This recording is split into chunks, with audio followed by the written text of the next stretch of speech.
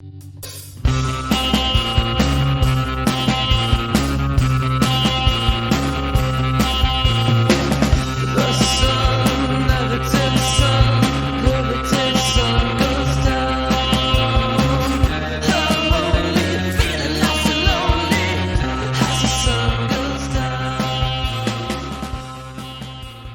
everyone, to Wild Wasteland.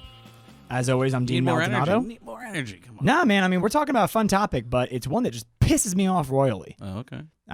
It's commonly held misconceptions. You doing this because of the Empire guy No. this week? Yeah, No, I mean, misconceptions. that's not really a misconception. It's more Jesse, of misconstruing a story. Well, it's a little misconception. You know. It's actually technically a conspiracy. Oh, did you hear? I just read before coming up here. The FBI found out that he wrote the letter to himself. And he paid the two guys to do it to him. Ooh, talk about. I think they took when the story first broke, they're like, no, we'd never take him off the show. And like after everything, Fox was like, yeah, he's being written out. Yeah, of course he is. I mean, if it was true and there really was a hate crime of that. Oh man, they would have kept him on. They would have made it his own show. Oh my God, yeah, he would have had his own talk show. He would have been the new Ellen. Yeah, like everyone would have felt bad because that was like horrific.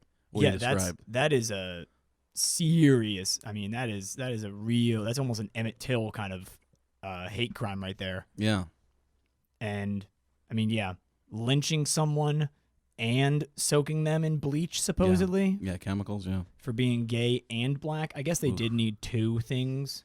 Yeah, because otherwise it'd be a hate crime towards one or the other, and then he could be like, "Well, I don't really know which one they hated the most." It's true, but apparently they didn't hate anything. He hated himself or something. I don't know why you would. Why would you ever make up a story like that? Yeah, to try to garner sympathy or something, or try to get your name up. I think he's I don't know anything about him. No, I mean, like at the end of the day, I think people always say, no press is bad press. Yeah, this is some pretty fucking bad publicity. This is some bad publicity. I don't know though. I think like in a month or two, people are gonna forget what happened and just remember the name. Like, oh, that guy from he's a good actor. Yeah, he's the one who faked that lynching, right? You'll have one of that's what he's gonna be remembered for. Mussolini's not remembered for making prisoners of war drink gasoline and motor oil until they fucking died. He's remembered for the trains running on time. This guy's gonna be remembered for faking a lynching. I heard that. Italy is known, or Mussolini was known for the trains running on time. But I feel like you're going to be like one of the, like, say that you're in a party of like 30 people, right? Like, you're all having a good time. Like, oh yeah, let's watch Empire. And everyone's watching Empire. They're all having a good time. Like, oh man, that one guy's a really good actor. And then like one guy out of the 30 people, well, actually, he faked a lynching. Like, I feel like that would happen. And everyone's like, oh yeah, I remember that. Yeah, he was a really good actor. Well, apparently not. It even transcended the screen. Like, most people saw right through it right away. They're like, what? In Chicago? Like, not that it doesn't happen, but it's like... But still, in the middle of the city, to a very publicly noteworthy person who's already talking about it? Well, I feel like it's... He let it slip because he was trying to boast himself, right? He's like, hey, Empire. Like, he's the whole main part of the show. Never watched a show. I don't know anyone who has. And I assume racists don't watch the show either. Probably not. It's about successful black people, so I would think they would hate it. Yeah, like, how would these people even know who he is? I don't know. Maybe he was... That was the major nail in the coffin for me that didn't... When I first heard the story and they're yelling, Empire, Empire, I'm like, who's wearing a MAGA hat and watching Empire, really? That's a good point. So I actually have this book here. I really love this book. It's called The Book of General Ignorance. Everything. Who's it by? It's by John Lloyd and John Mitchinson. Nice. Now, it's a New York Times bestseller. And it's not that hard to become that. No, not really. You have to just sell like 2,000 books in like a month. Well, that's still pretty fucking impressive. I'm just saying, if you get a book published, especially I can't imagine. Came out in 2006. Well, yeah, 2006 is probably even less then. Yeah, it was height of reading time. that was before the Kindle came out with their new screen that looks like paper. The Nuke, yeah. Oh, do they? Yeah, the Kindle before like it was sometime like 04, 05, maybe 06, where they changed the Kindle from being like an LED backlit screen to being that natural paper backlit, so it doesn't harm your eyes with the blue rays. I hate Blu-rays. Yeah, me too. But it's really great. I mean, it's got too many things for me to cover, but really, there's Jesus. So we're going to educate the audience, is what you're saying, because this Wild Wasteland, at the end of the day, it's an educational podcast. It really is. You tune in, you learn something.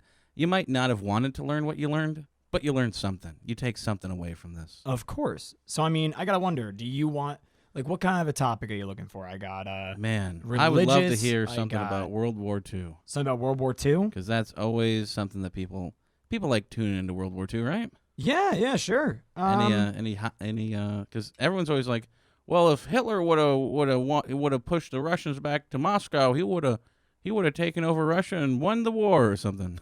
Well, is that one of those? 'Cause that's complete bullshit, by the way. Oh yeah. Well, I mean, my favorite little conspiracy is actually that the reason that Napoleon and Hitler and other leaders have decided to go into Russia, is because they're looking for the Spear of Destiny that supposedly Constantine was the last one to own. Right, and Russia has this. Supposedly. Okay. That's why they're doing so well. Well, that's why everyone marches into Russia. There's really nothing to gain by going into Russia besides fucking Siberia. Yeah, that's really a stupid move. But they're looking for that mythical spear, the one that stabbed Jesus in the ribs. Yeah. No. And supposedly the myth and lore behind it is that whoever possesses it will be unstoppable on the battlefield. Right. Just like the Pick of Destiny, the Tenacious D movie. Yeah, then they're going to be unstoppable on the rock battlefield. Yeah, like you're just like awesome at guitar. You get the Spear of Destiny. You're just awesome at killing, at spearing people. Like they're just killing them anytime. Yeah. Let's see. That's cool. I do have a couple in here on World War II. Nice. Was Hitler a vegetarian? Which nation invented the concentration camps? In what year did World War II end?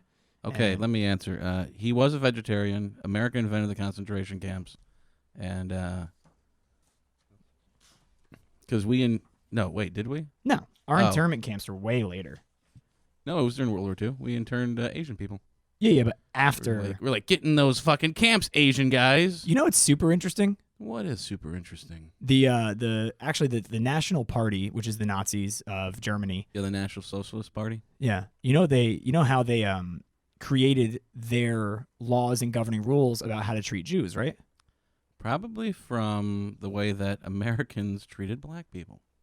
You just hit the nail on the head.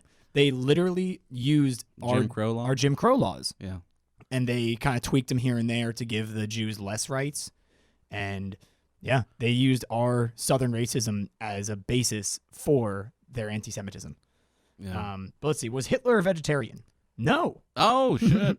It's a good story. The 20th century's worst dictator with the blood of tens of millions on his hands was too fastidious and sentimental or cranky to eat meat. It's just regularly trotted out illogically. But, it was a good argument against vegetarianism.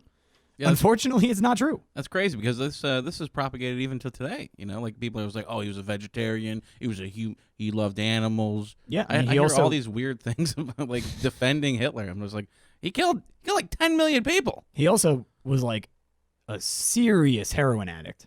No, meth. They were all Both. on meth. That was the way that was a lot of people speculate how the Germans were able to take the Zwarland and all these other stuff, like pretty much invaded France. Oh, yeah. I mean, he had his soldiers doing meth, but he had a specific doctor that would give him his regimen of meth and heroin and opium. And, I mean, the guy was cracked out all the time. Sounds like a cool guy. Yeah. Jim Jones, same thing. Really? Yeah. Oh. Meth and crack. Wow. That's what. When he started Rob wearing Ford? the sunglasses, yeah. Rob Ford, what about him? Yeah. Crack and meth. Jeez. Sadly, he died of a heart attack. Rob Ford. Not Henry Ford? No.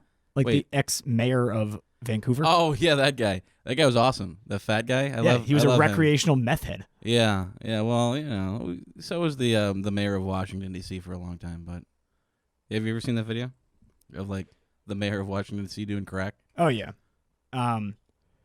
So it's really funny because actually with Hitler supposedly being a vegetarian, multiple biographers, including those who knew him personally, recorded his passion for Bavarian sausages, game pies. See, yeah, that's what I was according to his personal chef, stuffed pigeon. Yeah, there's no such thing as a German vegetarian. Because have you ever eaten at a German place? I know you're Jewish. Oh yeah, I've been to Germany a couple times. I mean, it's all potatoes and meat.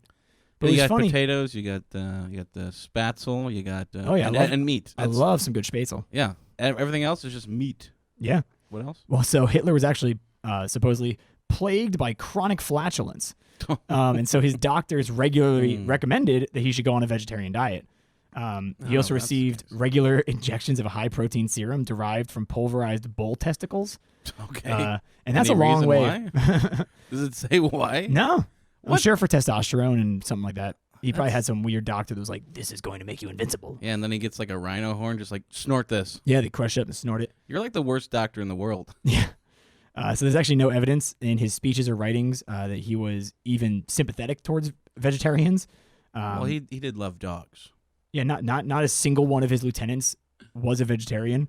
In fact, he was far more likely to have criminalized vegetarians along with Everybody people else who speak out. No, like literally everybody. Like, have you ever seen like how they how the patches, the swastika patches worked? Because Yeah. like it was the Jews, and then it was the homosexuals, Yeah, and it then was gypsies, and the literally. cripples. Yeah, no, it went into like 50 different things. It's the most insane thing. Like in each swastika had a different color. Mm-hmm. Like They if were you're like- Jewish, it was I was don't know, yellow. but he's yellow, and then gay was pink. I guess because that's I don't know if that's even true, because literally everything you read in a history book you should take with a grain of salt, even if it's said by a professor. Yeah. Because even this book, I don't know, like maybe he was a I don't even know now. No, I mean he I'm was not confused. vegetarian. Oh, Um, according to this. to skip one of these, the nation which actually invented the concentration camp was not Germany. A lot of people believe it was Britain, but it was actually the Spanish. Oh, during the Spanish Inquisition. Of No, course. it was during the Second Boer War from 1899 to 1902. The Boer War. I Yeah. remember that well. They actually they first used them to control, like they set them up in Cuba in 1895 to control the population Of the Boer? well Of people. of people. Oh, God. And so when the U.S. stepped in, they exerted military influence on the island, and then in '59, Castro used that to take over the whole thing. Wait, so the Americans came in and made more concentration camps? No. They were trying to take over and actually own Cuba. And in that move and they that were getting push, pretty good with that, too. Yeah, they almost had it. yeah, in that big push, that's when Castro got all the people together and was like, "We're not having another massive country come in and stomp on us like they did with those concentration camps." So he took over. So yeah, we're done with these big guys coming and crushing us. So I'm gonna crush you for the next 50 years. Get me some mojitos. Wow. Yeah, 'Cause that was his drink. I think so. Yeah, Mojitos and ice cream. weird combination. He loved ice cream so much that they put like a ice cream factory or ice cream place like next to or inside the Capitol building. That's awesome. He was like, I love ice cream. I'm sure in Cuba, where it's hot as fuck all the time, ice cream's the best thing in the Oh world. man, can you imagine just like driving at night? Like this is 2000, okay? Before 9/11, right? You're in Cuba. You're wearing Fucking, a cool shirt. I don't know. a button up, Yeah. undone with only Yeah. one button up, like you, Yeah. like you're fucking pit bull walking through Miami. And you're just driving a 1957 Chevy.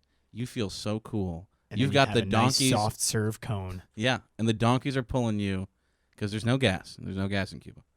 So they have these donkeys pulling you, and you just look so cool. And all the women are like, man, I really like that guy. He's got it going on. Like a red convertible 57 Chevy, ice cream cone. Nothing's better. So, this is pretty interesting, actually. The belief that World War II ended in 1945. Okay. Did it not With- end in 1940? No, it actually ended in 1990. Because of some stupid So fucking treaty peace or treaties were signed with Italy, Romania, Hungary, Bulgaria, and Finland in 1950. All of the allies except for the USSR signed a treaty with Japan in 51. Austria waited until 55 to regain its sovereignty, and then Right. Germany, however, was divided between the Western powers. Yeah. And so the first celebration of German reunification on October 3rd, 1990, marks the official end of World War II. Okay. Yeah, because Germany was split. For everyone that doesn't know, Germany was split into East and West. The East was controlled by, democracy and love and money, and the West was controlled by this terrible thing known as the Soviet Union. Yeah. And Berlin is where it was most felt. Of course, because there was a wall going through the middle of the city. Yeah, a wall because before the wall didn't go up the day after No, World War II. It the came wall up like 10, 15 years later. Well, that, and also there were like 9 or 10 different versions of the wall. Yeah, it was a long wall. Well, it was originally just 2 fences with a no man's land in between. Yeah, and then they put like barbed wire. And then they put barbed wire in the no man's land, and then they built up a wall, and then they took down that wall and built a new wall. The Berlin Wall was really a very effective wall. Yeah, because the way it was so built, many gunmen. Well, not even that. The way that it was built, it's about 16 feet high. Yeah. So you really, even if someone boosted you, it's really hard to grab the top. And on the top, they put these kind of rounded pieces of metal so that you don't have a grip, so you can't pull yourself up and over. And even worse is that they actually have the bottom of it kind of kick out. Oh, what a dick! That's the worst. A curve. Yeah. So you can't even get no footing right next to it to be able to get some footing and toss a person up. You have to be like a couple feet back and toss the person forward. I really hope that Trump isn't listening to this podcast. I know he's taking notes. Oh, yeah, that's like wait, rounded top with metal. Okay, the boosted on the bottom. Oh, this is good. This sounds like a good wall. Walls don't work though. Not really, no. Because the reason why they built the wall is because 1 million Berliners went from west side to the east side in like 1 year, and Stalin or whoever was in charge of the USSR at the time, they're like, they can't be having this. What, these people going over there enjoying their freedom and money? No, they got to stand in line with the slop and go to the gulags and all this other garbage. Yeah. So what they would do is go to the lighter, what that was known as the Iron Curtain, like the 17 countries between East and West. Yeah, and where we couldn't get the communication through because it's all USSR. Yeah, so they would go down like south. I forget which country though, like Romania or whatever, and where it's a lot more lax. And they would just fly. They would just fly into Germany or Berlin, and they'd be like, now we're over across the wall. It took us like a little bit longer, but the wall didn't really work. Not when we have planes. No, not really. I don't know. We have a bunch of misconceptions. What's your favorite? What do you want to hear, Dean? Like, I know you're interested. You brought the books. Yeah, I mean, honestly, I think one of my favorite ones in this entire book is about lemmings. Right. That the lemmings is a misconception. Oh yeah. Perpetrated by Disney. That it is. Disney Corporation, because lemmings were known to herd so much that cliffs wouldn't even stop them, and they would just jump over the cliffs because they're so stupid. No, so the idea was that they all kind of follow the leader. Yeah. And that they don't really think for themselves. And so if one lemming jumps off a cliff, which supposedly they jumped off cliffs to like kill themselves at one point in their life, that the whole pack would go at the same time. But it was actually from a Disney documentary. No, it was believed before that, but they couldn't make them do it during the Disney documentary, so they forced them over. They pushed them over. Yeah. So they could get footage of it, and it's horrific. Wow. Okay, here's you go. Oh yeah, you found it. A secondary myth has evolved, which is that the whole idea of mass suicide was invented by the 1958 Walt Disney film White Wilderness.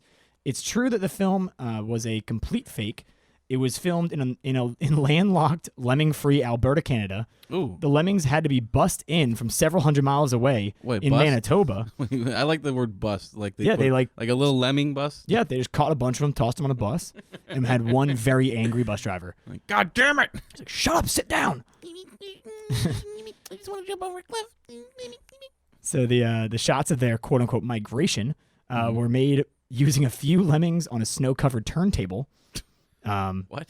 Yeah, they had like a giant turntable, and they just put snow all over it and had them like walking this way and then Canada walking has that kind of technology in 1958. Jesus. Yeah, it's literally like a giant lazy Susan. That's the easiest thing to make. No, it's really. Have you ever tried building this thing? Yeah.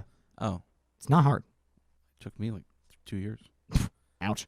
So the notorious final scene where the lemmings plunge into the sea to the doom-laden voiceover of Winston Hilber saying, "This is the last chance to turn back, yet over they go, casting themselves out boldly into space," was created by the filmmakers simply throwing lemmings into a river. It was pretty badass, pretty awesome. Yeah, but Disney was only guilty of trying to recreate an already entrenched story. Yeah, it was a common myth up until modern times. Because even in a children's reference book, in 1908, called Children's Encyclopedia, it even said for lemmings, they marched straight forward over the hill and dell, through gardens, farms, villages, into wells and ponds, to poison water and cause typhoid, on and on to the sea, then into the water to destruction. It is sad and terrible, but if the dismal exodus did not occur, lemmings would long ago have eaten Europe bare. Okay. Basically, this is odd. This is like, that was from an encyclopedia? That was from an encyclopedia for children. That rhymed. Yeah, it's for children. What? No. How else do you keep a child interested?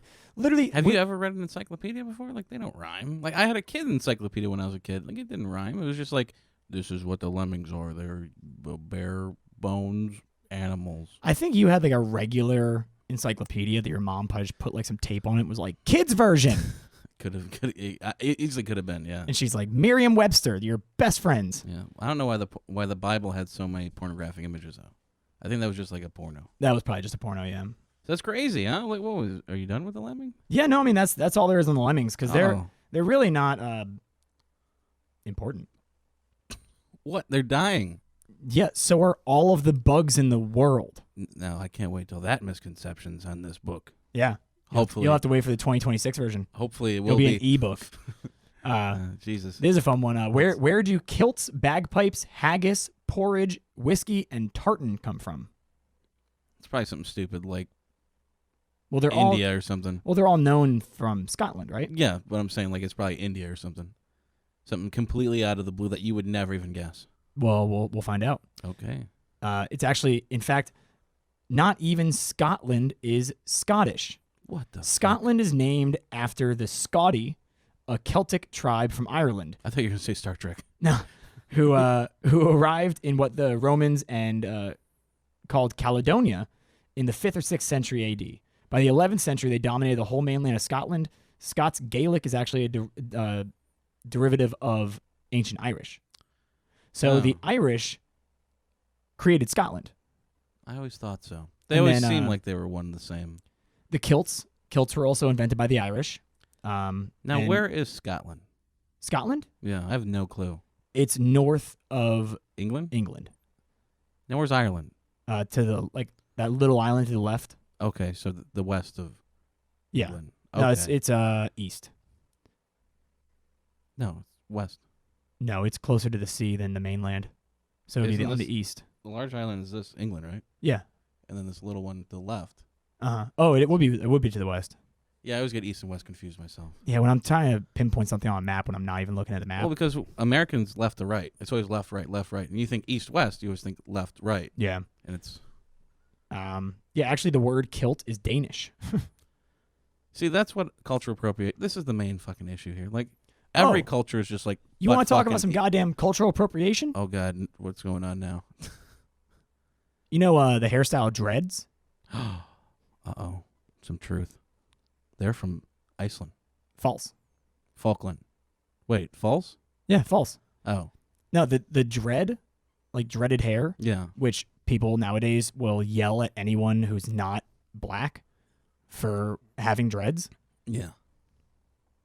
Barely part of, hell, it's not even part of African culture. It's a Jamaican part. It's from the Rastafarians. Yeah. But they co-opted it from Indians and everyone in the Middle East. The dread is the original hairstyle because it's literally just letting your hair go without washing it. Yeah. It's pretty dirty, pretty grimy. Samson in the Bible. Yeah. Samson had 7 locks. He had 7 big dreads. So Middle East. Yeah. And so the Middle East and in India, I mean, the thought was that when your hair was dreaded, you were actually able to kind of keep your mind in your head, if that makes sense. Yeah, I've heard there's a comedian. He's like 80 years old. He's fucking crazy. And he'll go on like rants like, black men shouldn't shave their head. It's the thing that stops the sun from getting in your brain or something. He's like... Yeah, people have a lot of ideas of like...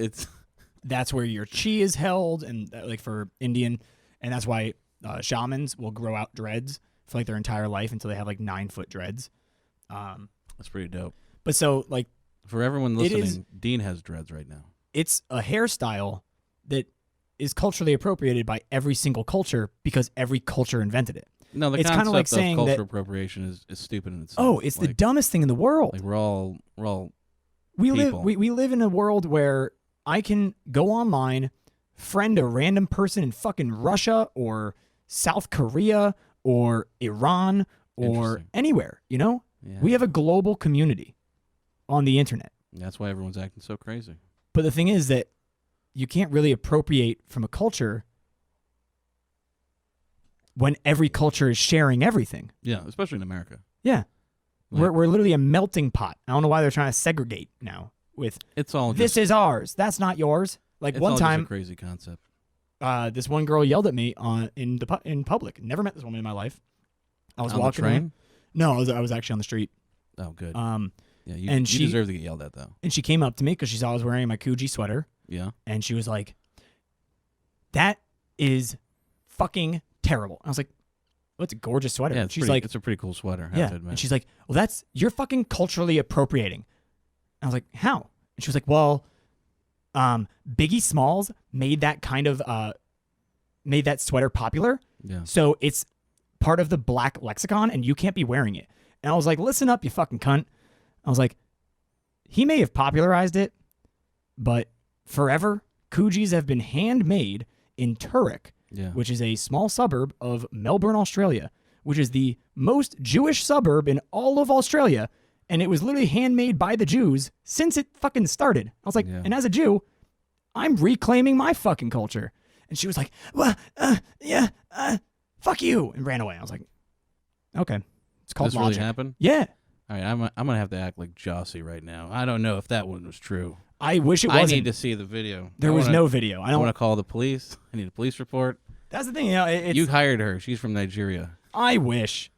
Crazy stuff. Yeah. Just for wearing a stupid shirt. Well, it's a cool sweater. It's for wearing a sweater. That she's like, that's black people's clothing. I was like, I feel like this is getting too NPR though. Why are we? This is NPR. Oh, am I talking too soft? You're on the radio. Now, here's a good one for you. Where do you think chicken tikka masala is from? Well, that's masala. That's Indian. Chicken masala? Chicken tikka masala? Chicken tikka? I'll say India. India. Well, you'd be wrong. Damn. There are two places that have chicken claimed to have invented it. Oh, my God. See, this is where it gets a little muggy. Well, because that's the thing is that they both claimed it around the same year. You blimey motherfucker. Who's the first one to admit that they claimed it? And the second one was where like, oh, yeah, we totally invented that year. Well, one guy in Glasgow, which is in Scotland. Oh. And also a guy, like a restaurant owner just north of London in the same year, created it. It's actually the national food of England. Okay. Because you have to remember that England owned India at this point. I know. Rather than what they do now. What do they do? Well, now they just kind of oversee. Oh, okay. Yeah, it was back when they straight up owned India. Yeah, I know. And they had all these new spices, and they created tikka masala with chicken because there was a lot of chicken available. And tikka masala actually, it literally just there's no standard recipe. It was tikka masala was added. Like the word masala just means a mixture of spices. Yeah, I don't know. Like I'm kind of hesitant because chicken tikka is like a very traditional dish from Bangladesh. Yeah, I was about to say But when they brought it up to England, they were like, "What should we call it?" And they're like, "I don't know. Let's go with something kind of Indian." All right, chicken tikka masala. Yeah, it sounds pretty out there. And you're like, "Yeah, sure." Isn't marsala from like Italy though? No, it's a masala. Oh. I don't know, like India or England in saying that they invented anything, I always take with a grain of salt because they literally went to every country, pillaged, and just brought the spices, like curry and tea and everything. That nothing existed in England. No, like they don't have anything that's their own, except for maybe chicken. I don't even know if they. Hell, you know that potatoes. Yeah, like never grew in England or Ireland until it was brought over. Yeah, from where? Where'd the potatoes come from? Africa? Who even knows? America. Oh, potatoes are from America? Yeah, America. They didn't have potatoes before America? No. They literally, America before we started like growing different crops that were actually popular in England, like wheat and barley and corn and things with like long stalks that you need to have like a place to cultivate it. Mm-hmm. The only, America was full of tobacco and potatoes. We had a lot of cherry trees. We had a lot of apple trees. And past that, we only had like gourds and things that grew from the ground, like pumpkins, gourds, squash, and potatoes. Interesting stuff. And then we spread that throughout the world. Good. I mean, you know why the carrot is orange, right? Now there's a GMO that no one talks about.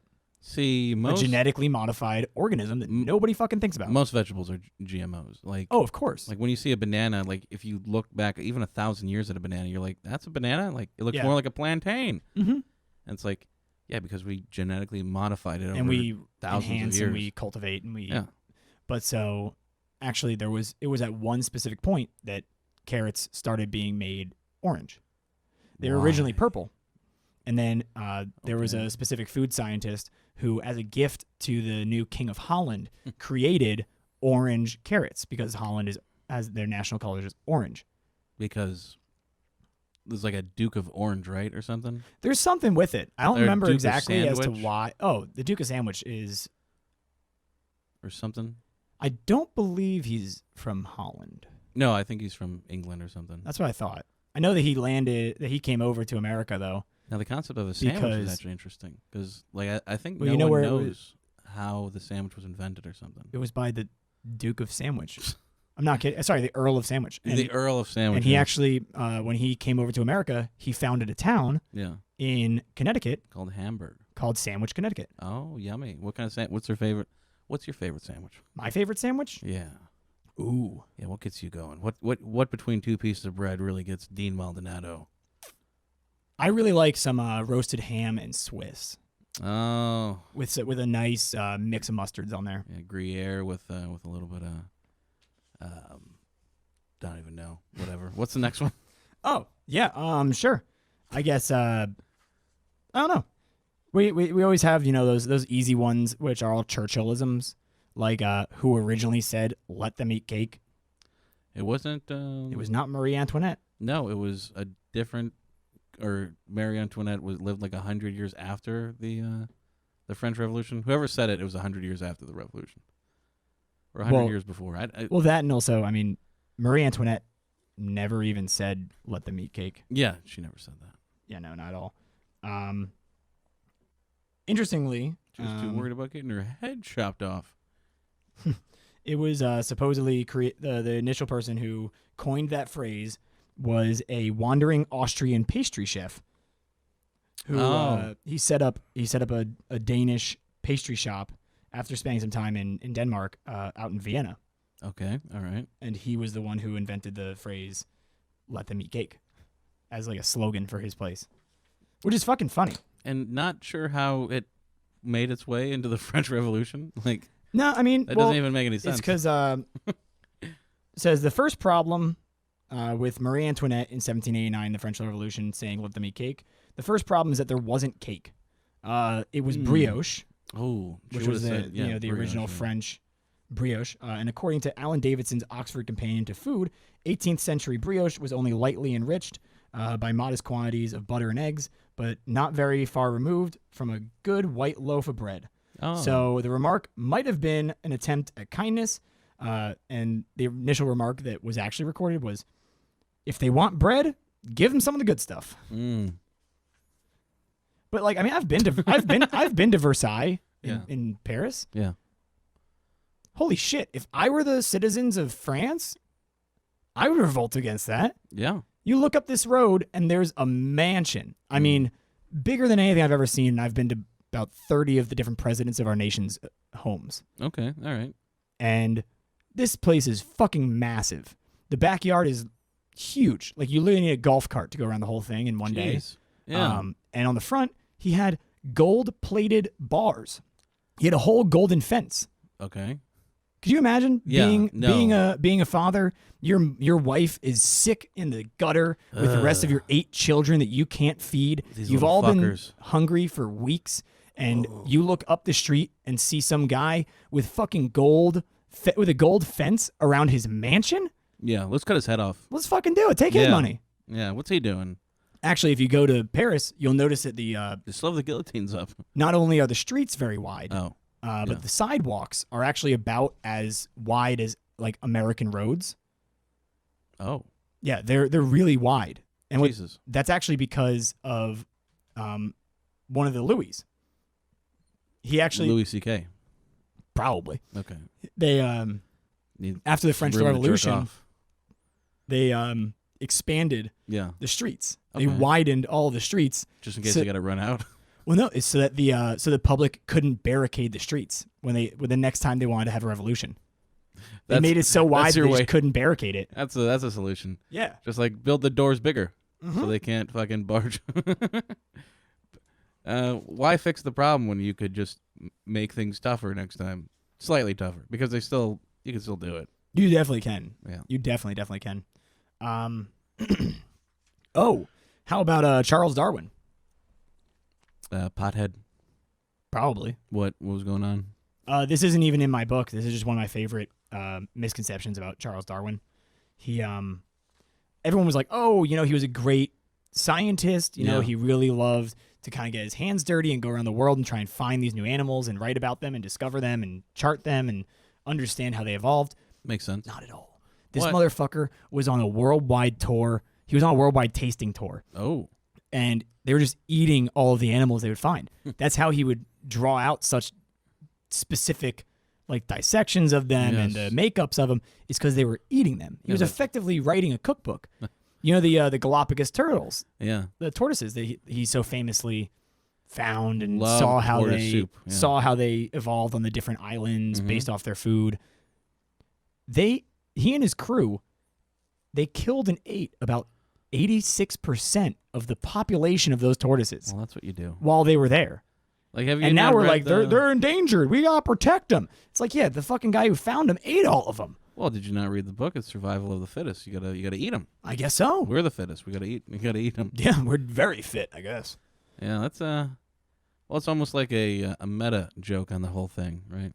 Like that one Twilight Zone episode. You're like, wait, what the hell's the book? What's Charles Darwin the book? The Origin of Species. Yeah, Origin of Species. And like an alien comes down, and it's like, it's a cookbook. It's a cookbook. Kind of situation. This is rather interesting. Ooh. How many moons does the Earth have? Just the one. Nope. We have at least 7 moons. That's interesting. I just know about the one. What happened? Where's the other 6? Now, certainly, what we call the moon, or as astronomers call it, Luna, is Luna moon, the only celestial body to observe a strict orbit around the Earth. But there are now 6 other, quote, near-Earth asteroids, or NEAs, that do follow the Earth around the sun, despite being invisible to the naked eye.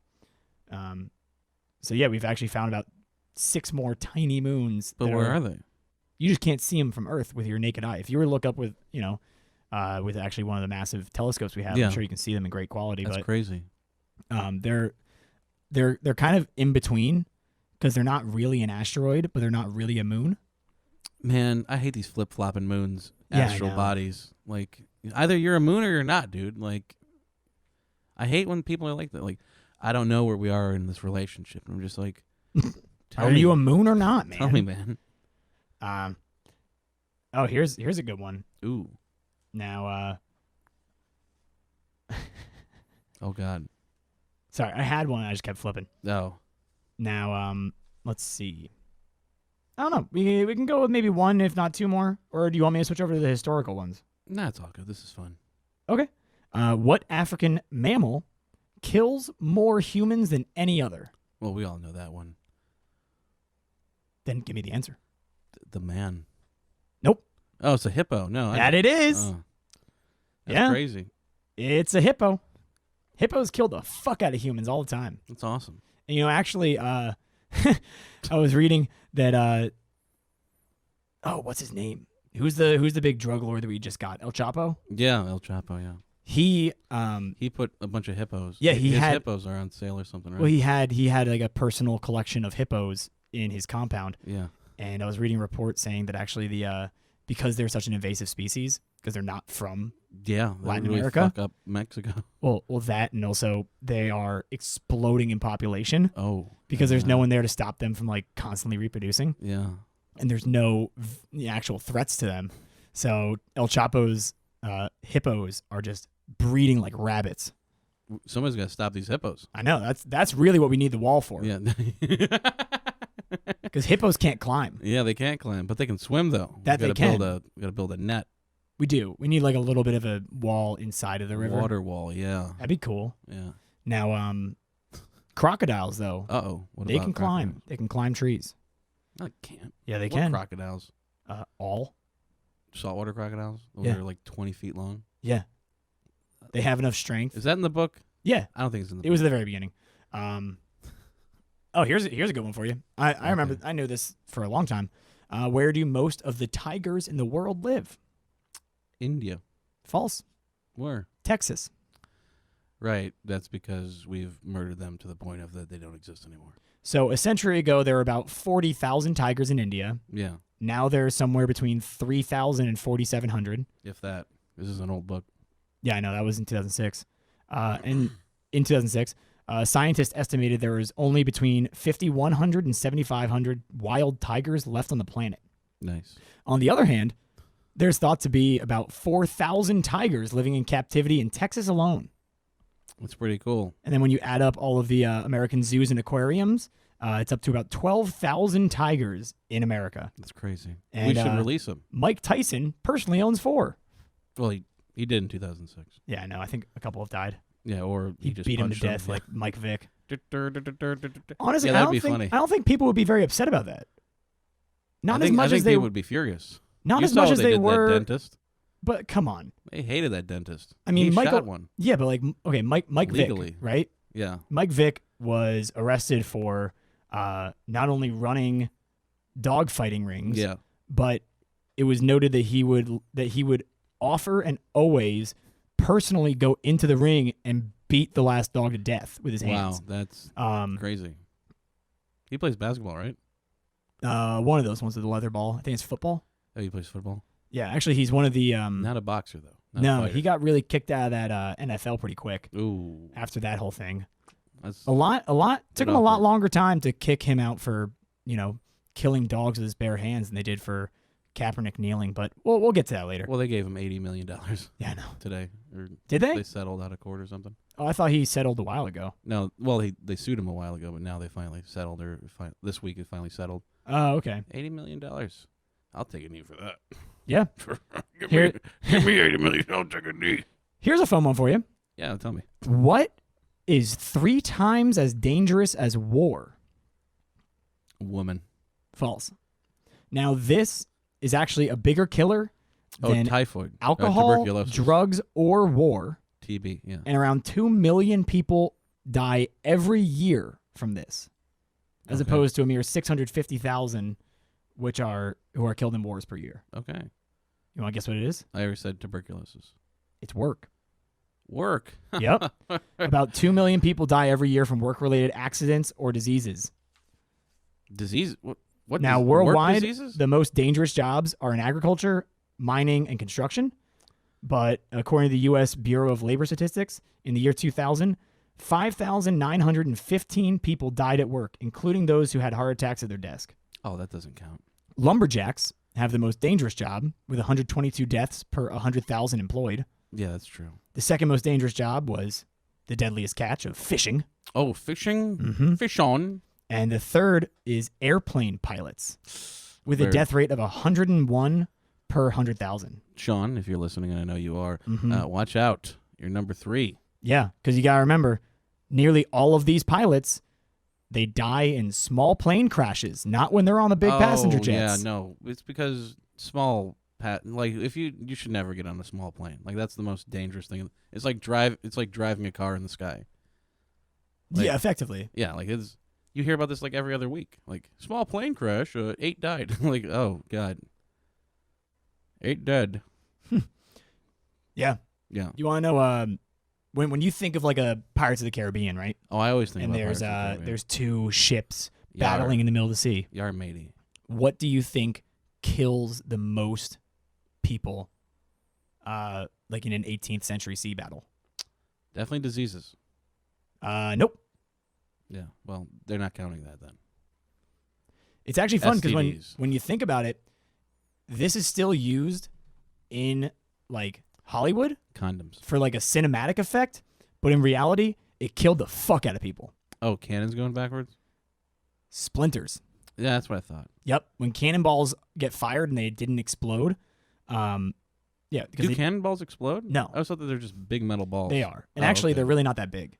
Most of them are about this big. That's still pretty big. It's about the size of a shot put. I wouldn't want that coming towards me. Oh, of course at any not. speed. Of course not. Even if it was like rolling downhill, I don't want it coming towards me. But so when a cannonball would shoot at a ship, it would nail the side of the ship, and it would just like splinter off like a shotgun. Yeah. And so it would make these huge splinters of wood fly around the decks at high speed, and it would just lacerate anyone in range. Man. That's awesome. That's pretty brutal. Yeah. What does this have to do with Pirates of the Caribbean, though? Well, I mean, I was just trying to get you to thinking about piratey ship battles in the 18th century. Here's a fun one for you. Giant squids. You know Blackbeard? Whoa. Real guy. Okay, all right. He was a real guy. Yeah, lavender beard. Smelled really good all the time. No, he smelled fucking terrible. No, come on. Like when you think of pirates, you think like suave, sophisticated. When Blackbeard, smelling good. So Blackbeard was really, for his time, I mean, he was a fucking myth of a man.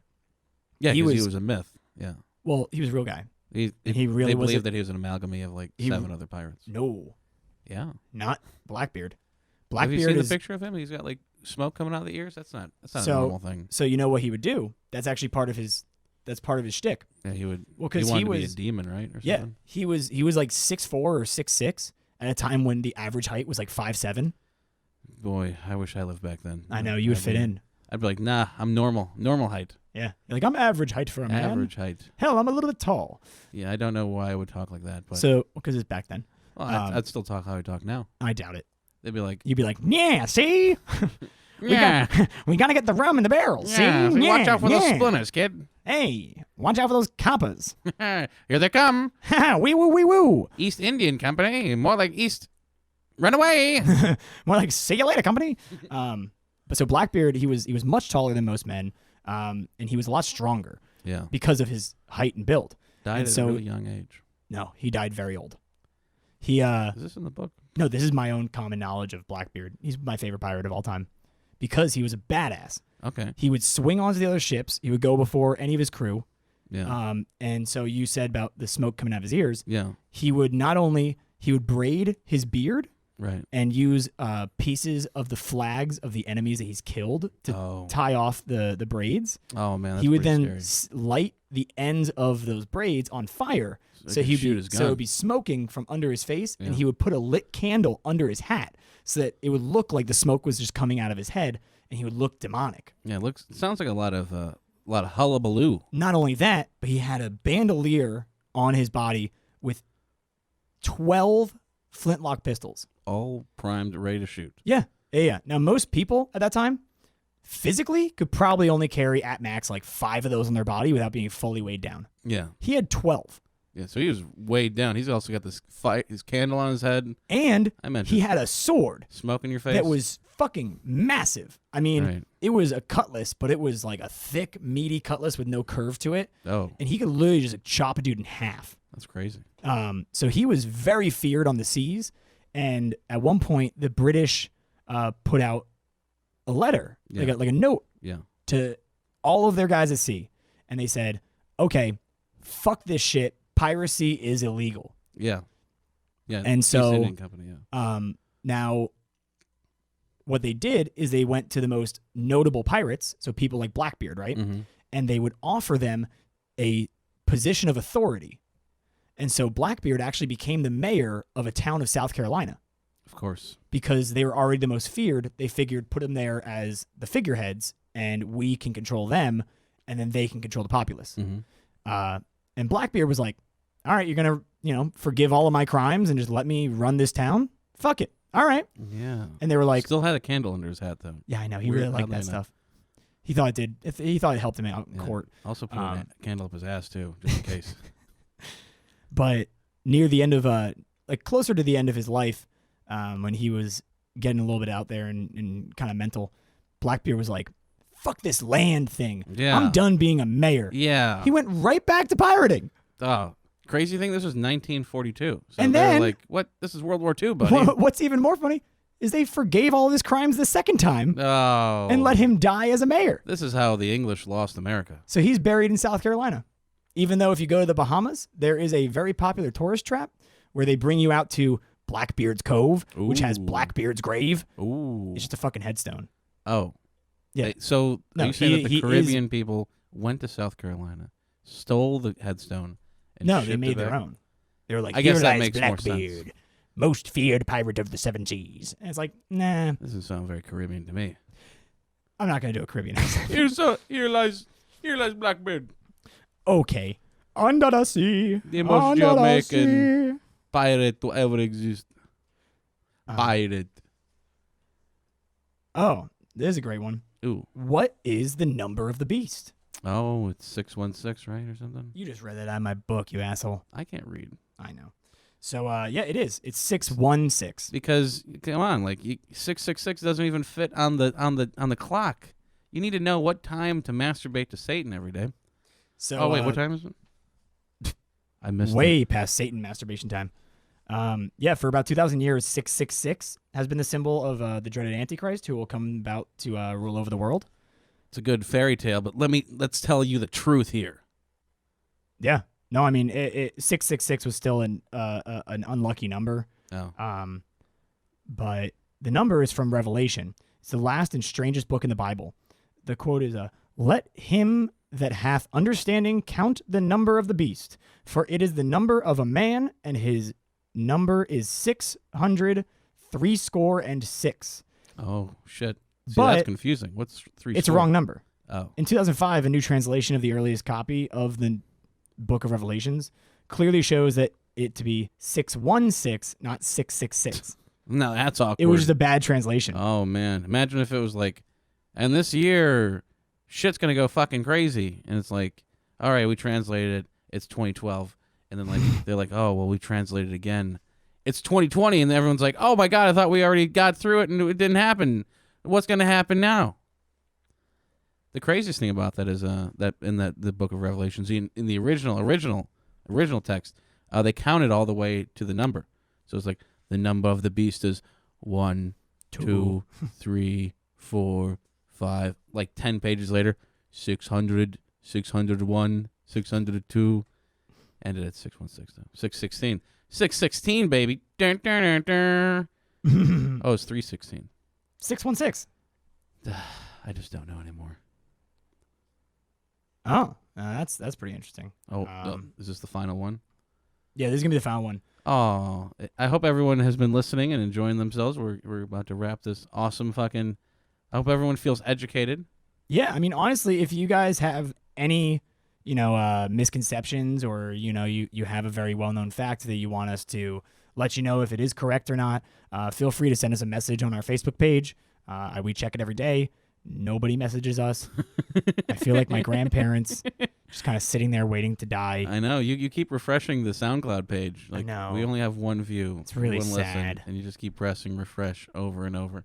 I, on the other hand, I'm just like, whatever. So here's our last one, and it's one of my favorites. Okay. Because it is a very well-known controversial myth. Ooh. What did you learn growing up, and to this day, what did you learn George Washington's teeth were made from? Oh, yeah. Everyone always said it was wood. Mm-hmm. Most people always thought it was wood or ivory, But knowing what we've known so far today, it's probably made out of hippopotamuses or something. Yeah, it actually was. Mostly hippo. Yeah, I thought so. So Washington was a martyr to his teeth. According to John Adams, he lost them because he used them to crack Brazil nuts. Oh, what? Although modern historians suggest it was probably the mercury oxide that he was given to treat the illnesses such as smallpox and malaria. That makes more sense. He lost his first tooth when he was 22. Oh, same thing with me. And had only one left by the time he became president. Yeah, same thing with me. He had several sets of false teeth made. 4 of them were by a dentist named John Greenwood. And contrary to traditional wisdom, none of the sets were made of wood. What? Yep. The set made when he became president was carved from hippopotamus and elephant ivory. Wait, really? Yeah, held together with gold strings. That was a joke. The hippo ivory was used for the plate into which the real human teeth and also bits of horses and donkey teeth were inserted. Jesus Christ. The dental problems left Washington in constant discomfort, for which he took laudanum, and this distressed his apparent in many of the portraits of him that they painted while he was in office, including the one that's still used on the $1 bill. Oh, you can like see in his face how much pain he was in. Just angry all the time. Yeah, the awkward look of a man with a mouthful of hippopotamus teeth is thought to have been deliberately exaggerated by the portraitist Gilbert Stuart, who didn't get on with the president very well. Oh, geez. So they think that he kind of almost like caricatured him. No, yeah, I get more that. Pissed. Yeah, no, that's pretty awesome. But yeah, no, it wasn't until the invention of modern synthetic materials. The false tooth of choice was actually another human's tooth. Oh, that's. So they were really hard to come by. Yeah. In addition, they could fall out because they were rotten, or if the previous owner had syphilis. Ooh, that was always a problem. Yeah. Still so to this day. The best source for decent false teeth were dead people. Yeah. Were dead young people. Oh, because I was gonna say old people. Yeah, and the best place to find them was a battlefield. That's why he started the Revolutionary War. So one such was Waterloo, where 50,000 men died in battle, and their teeth were plundered wholesale for the denture market. Oh, I just thought you were gonna say like Washington was just walking around like, oh, this guy, no, it looks like my tooth, and just like plucking teeth. After Waterloo, for a good amount of years, dentures were known as Waterloo teeth. So you learn something new every day. Yeah, and so here's the real fun thing about. Oh, this wasn't fun enough. So maybe that's what. Just so you know, besides donkey and horse teeth, yeah, and the hippo ivory and the rhino ivory, yeah, because at that time, I mean, George Washington was going through about most of the founding fathers. They were drinking about a barrel of bourbon a day. Yeah, that seems about right. I do that now. I mean, a barrel, like a fucking wooden barrel. Yeah, no, and it's because it was the only clean source of liquid for them to drink. But so he was he would go through teeth in days because it would just rot him out. And he actually had a good amount of dentures made from the teeth of the slaves that he owned. Oh, that's very nice. That's the fun fact. That's the fun fact. You know, once they were done farming his hemp, he pulled him inside and pulled out some teeth. Yeah. And he was like, "Thank you. Now get me my barrel of whiskey. Now get me my Brazil nuts." Yeah, I don't think they're called Brazil nuts because Brazil wasn't even a country yet, was it? We didn't even find it yet. It's always been called Brazil nuts. Oh. Yeah. Even when they're in Europe. Yeah. That's crazy. Wow, this is crazy. Yeah. Now, you ever heard about ghosts on the battlefield? Like Revolutionary or Civil War ghosts? Like, yeah. Where they still haunt the battlefield after they died. Haunting. I bet they're looking for their teeth. Like, somebody stole my teeth. Well, now the real fun... now the real fun fact. No, not even fun fact about war, about like the ghosts of war. War never changes. One of my favorite warmongers of all time was actually Genghis Khan. Yeah, never lost a battle. Nope. He also was the man who created the societies that we know today. He was such a strict ruler, and actually, when he would invade places, he would set up democracy, actual governmental systems. Sounds like the Germans. and he was tough. Yeah. If he ever found any of his soldiers or generals like kind of abusing their power, he would make a public display of them and abuse his own power, abusing their power. Well, so there was this one general who he found was like basically being a warlord over the city. General Tsao. Yeah, I had his chicken. Yeah, great chicken. I don't want to get off topic, but so I mean, actually, Genghis Khan, he went to that general and brought him to the public square and cut off his eyelids so he couldn't close his eyes and then just dismembered him piece by piece with the entire town watching. Then he had a bite of him with some sauce on it. And some he's rice. Not Hannibal Lecter. And he's like, that's good chicken. You know what's hilarious about General Tso's chicken? Oh. General Tso was a real Chinese general. I know. And he was really from a province of China that is known for two things. There's red pepper and chicken. Oh. Which, if you look at the dish, General Tso's chicken, it kind of makes sense. Yeah. However, none of it's based on General Tso. What? No. Are you fucking kidding me? No, it's the same way. How about, is orange chicken not based off of orange? No, it's literally called that because it's the color and they put a slice of orange in it. However, you got to think about Chinese food, right? Yeah. Chinese food terrible is not Chinese. No, it's especially American. in America. Yeah. It's chop suey. Are you saying that chop suey is an American? It's the most American. What? It was literally the dish that allowed Chinese food to spread throughout America because all it was them using American ingredients and Asian flavors and just doing a stir fry. Okay. And white people in America loved it. Oh, I love it. And so it allowed the Chinese to move out of the San Francisco area to evade persecution. And so they actually filtered through the nation, creating Chinese restaurants, which is them using the sauces and stylings of cooking that they know from their past with the American ingredients. And so General Tso's chicken was invented at some point along the line in America, the same way that fortune cookies were. That's crazy. Mm-hmm. And that's why Asians built the railroads. They actually, no, it was way after that. But it was because they built the railroads. And that's actually why whenever you go to any kind of small town, you'll see a Chinese food place that you know to be a Chinese food place because they even named themselves and set up the inside of it to make you feel like it's a Chinese food place and not just American food in a Chinese setting. Right. So they would name themselves Golden Dragon and Happy Buddha and Red Dragon Buffet. Best Chinese #1. And when you walk in, it's going to be, the red velvet lining and the dragon accents and stuff like that. It makes it feel what we as Americans would consider Oriental. Yeah. Like and the so robes. you wouldn't even notice that you're eating American food. Oh, wow, that's crazy. Yeah, there's a great documentary on it. It used to be on Netflix. I don't think it is anymore. It's called In Search of General Tso. I hate that. Yeah, I hate that they take them off. I'm like, why? Don't you guys have an unlimited storage capacity? No, it's the licensing and the rights and everything. They lose the rights.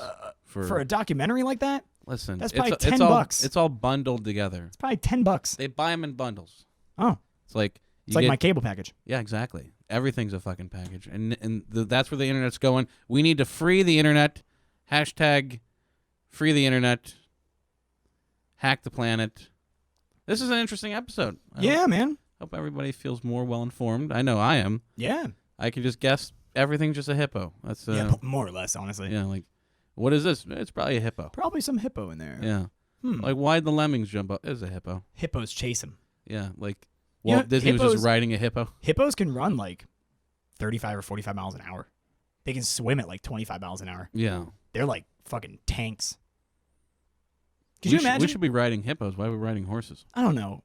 Could you imagine what would happen if like the emus from 1932 Australia met a pack of hippos? Who would win that fight? That's a war I want to see. Because those emus would not even go down to a fucking LMG straight up firing 1,000 rounds into them. So right. I wonder what a hippo could do. Yeah, that'd be interesting. Would it be a one-on-one fight? Like, would it be? It'd be 10,000 pack mentality. Hippos? It'd be like 6,000 emus versus like 400 hippos. See, that's an interesting fight. Because if it was 1-to-1, the hippos would just stomp them. Oh, of course. Well, I don't know actually, because the emu can run faster, and it does have a lot better of an attack style. True. Because it keeps him at bay by kicking with his feet, and then when you get too close, it uses its beak. Yeah, but it's just armor. But a hippo can only kind of like hit you until it gets close enough, and then it will eat you. Eat it like General Tso chicken. But yeah, it has like thick armor though, like so it'd be really interesting. Yeah, it would be. Like we should put this together. Yeah, let's pull a Disney. There's that one Asian fucking channel or something. Like, I don't know what it is, but there's always like an Asian show that would do like really fucked up things, like a gorilla versus a bear or something. I swear that I saw real footage, but it may not be. I don't know. For the longest time, we actually had a thing called bear baiting. Okay. Now, bear baiting. Now, this is hilarious. Yeah, it's illegal. Yeah. Of course, it's illegal. Yeah, it's where you extremely illegal. Yeah, it was very popular in the theater world because it was the pre-show entertainment. That basically, like, so you were in medieval London and you went to Shakespeare's The Globe Theater and you're standing on the dirt as all of the royalty's sitting up on the platforms, and what they do is they bring out a baby bear cub and they chain it to a post that's on the stage, and they bring out 2 dogs to fight the bear to the death. It's called bear baiting. Well, that sounds like fun. And that's what they would watch, and then they would kind of push the blood off the stage and remove the carcasses, and they would start the show. It's like, all right, everybody, now that that's over with, let's start the Shakespeare for something love. completely different. I feel like that's a good place to end it. Yeah, well, hey, everyone, thank you so much for tuning in. I hope we didn't bore you, but I hope you learned a little bit. And honestly, thanks for joining us. Yeah, and stay educated, huh? Yeah. Go fuck yourself. Yeah. Yeah.